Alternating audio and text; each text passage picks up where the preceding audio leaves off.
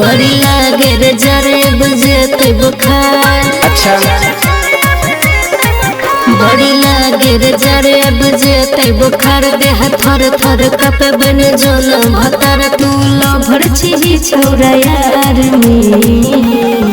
ये छोरी short short की न तू हॉट हॉट हॉट देबो रात भर ठंडी में गहरम। ये छोरी शॉर्ट शॉर्ट शॉर्ट न तू हॉट हॉट हॉट देबो रात भर ठंडी में गहरम।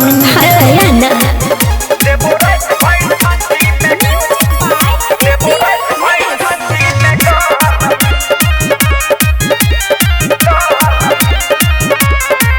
रे रजाई में सही छोरा बन के सुती है ये चढ़ल जवानी के मजा लुटी है।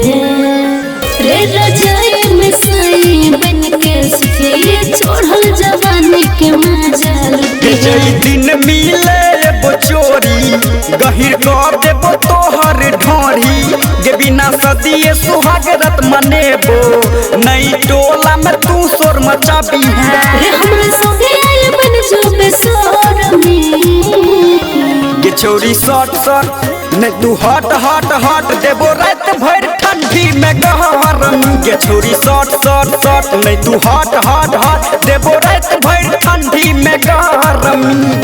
अरे देबो रात भर ठंडी में देबो रात भर ठंडी में गहरम।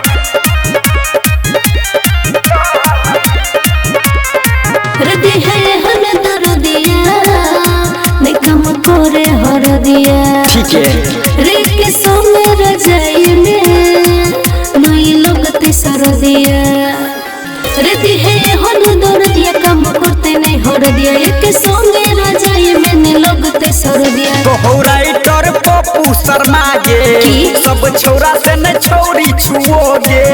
तो राइटर पप्पू शर्मा गे सब छोरा से न छोरी छुओगे। रे छोरा मोहे से तो शादी कहिए कर में ये छोरी शॉर्ट शॉर्ट शॉर्ट न तू हॉट हॉट हॉट देबो रात भर ठंडी में गरम। ये छोरी शॉर्ट शॉर्ट शॉर्ट न तू हॉट हॉट हॉट देबो रात भर ठंडी में गरम। सच रे।